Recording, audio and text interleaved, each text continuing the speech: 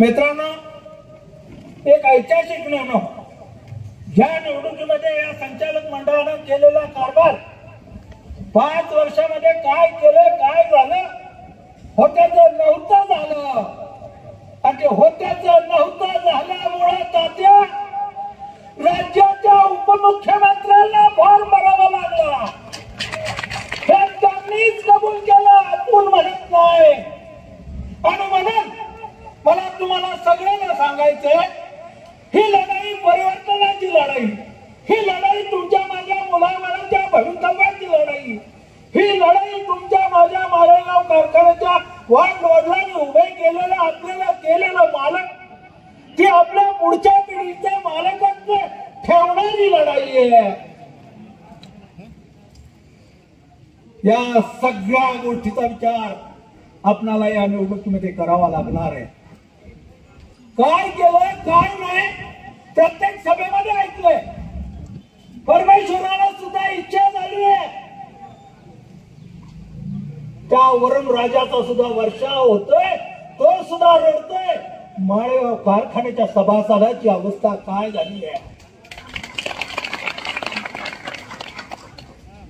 अरे आपल्या डोळ्यातलं आलेलं पाणी निश्चित तुमच्या माझ्या या वहिनींच्या प्रपंचाचा खेळ करणार आहे. त्या सगळ्या गोष्टींचा गणित मांडल्यानंतर मित्रांनो, या कामकाजाला राज्याचे उपमुख्यमंत्री शाबासकी देतात. ह्याच्या इतकं दुर्दैव कुठं नाही. ज्यांनी राज्याचा अर्थसंकल्प साजरा केला त्यांना जर माळेगाव कारखान्याचे खोटे आकडेवारी देऊन दिलेलं अर्थशास्त्र बरोबर वाटत असेल तर 4-2 CA चार्टर्ड अकाउंटंट नेमा. बघा काय अवस्था माळेगाव कारखान्याची. कधी नव्हती ती आर्थिक अवस्था माळेगाव कारखान्याची सुधामराव झालेली आहे. तुम्ही कारखान्यात काम केले, हे काम करत असताना 28 वर्ष आपल्या सगळ्याच्या आशीर्वादाने मी तिथं. मित्रांनो, माळेगाव कारखान्याच्या 42 वर्षापूर्वी झालेल्या डिस्टरीवर कधीही कर्ज काढावं लागलं नव्हतं. त्या डिस्टरीची किंमत 32-33 कोटी आहे. त्या 32-33 कोटीच्या डिस्टरीला 100 कोटीचं कर्ज काढलेलं आहे. कधीही माळेगाव कारखान्याच्या इतिहासात झालं नाही. आणि म्हणून मित्रांनो, मी तुम्हाला सांगू इच्छितो, ज्या ज्या ठिकाणी काय करायचं आता पैसाच नाही कारखान्यात द्यायला अशी अवस्था आहे.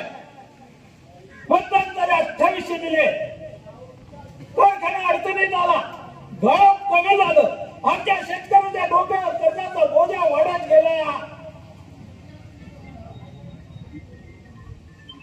300 रुपये वर देताना बँकेचं कर्ज काढल्याशिवाय देता आले नाही. काल परवा जमा झालेलं कांदा पेमेंट सुद्धा बँकेच्या कर्जाशिवाय मिळालं नाही.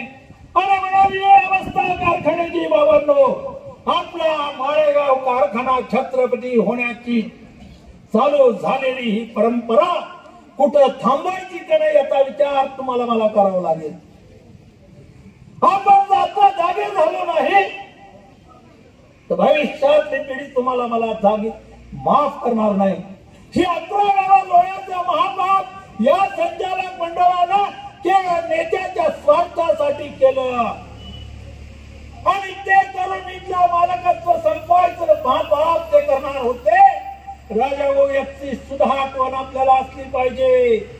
अन्यथा परत त्यांना संधी दिली तर ती 11 वाळ सोडतील, दुसरी 22 गवळ सोडतील आणि तुमच्या माझ्या मुला बाळाचं मालकत्व संपवून पुण्या मुंबईतून येईल एवढे उमेदवार उभा राहा. तुम्हाला कुणालाही तुमचा हक्क राहणार नाही.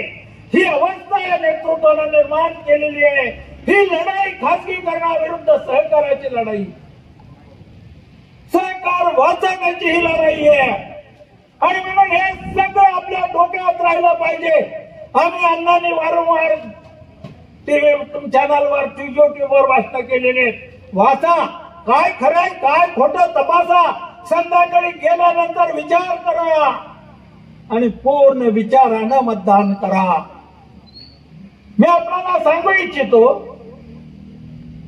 माझ्या घरातल्या माझ्या माय भगिनीला सांगू इच्छितो, राष्ट्रवादीचा झेंडा घेतलेला तुझ्या कारभाराला सांग, आमदारकी, खासदारकी, जिल्हा परिषद वेगळी निवडणूक आहे.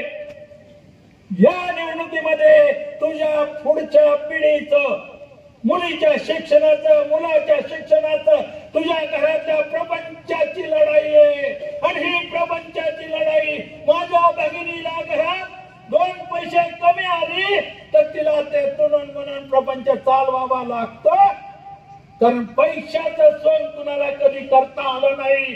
आणि म्हणून भावांनो जागे व्हा, आपल्या खिशात पैसा असला तर पुढचा सलाम आहे. आणि म्हणून आत्ताचा सलाम उद्याची वाईट अवस्था टाळण्यासाठी बाबांनो जागे व्हा. माझ्या घरातल्या माऊलीला समाधानाची झोप देण्यासाठी जागे व्हा. तुमचा झेंडा, पक्षाचा झेंडा बाजूला ठेवा, प्रचार तिकडे करा. पण माझ्या माय भगिनीने ऐकल्या सांगितलेलं, उद्याच्या निवडणुकीमध्ये किटलीच्या चिन्हावर तुमचं मतदान टाकून परिवर्तनाच्या इतिहासाचे मानकरी व्हा. महाराष्ट्र सगळा पाठ पाहतोय, सगळ्या महाराष्ट्राचं नव देशाचं निवडणुकीकडे लक्ष लागलंय.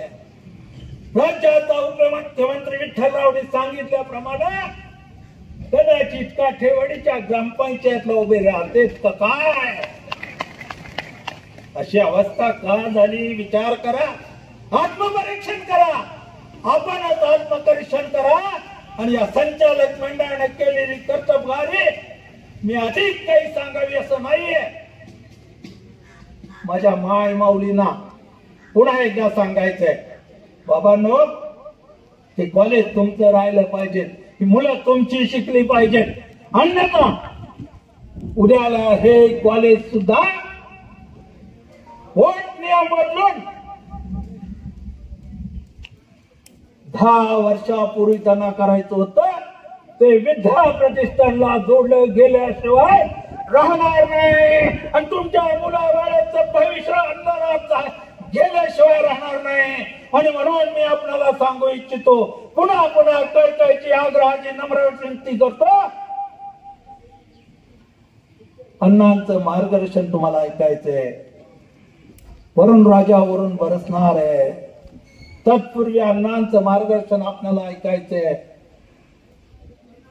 मी वाघेश्वरीला नतमस्तक होऊन सांगतो, माझ्या मीरा वाघच्या आणि या तमाम 35 गावातल्या शेतकरी भावांना सद्बुद्धीने, आजचा वार शुक्रवार आहे, आई जगदंबेला, आई वाघेश्वरीला प्रार्थना करतो की माझ्या सभासदांना सद्बुद्धीने माझ्या घरातल्या लक्ष्मीचं स्वातंत्र्य अबाधित राखण्यासाठी सद्बुद्धी देऊन त्या ठिकाणी किटलीच्या चिन्हावर शिक्का मारून परिवर्तनाचे लाटेचे सहकारी व्हा, ही नम्र विनंती करून मी या ठिकाणी थांबतो. जय हिंद, जय महाराष्ट्र.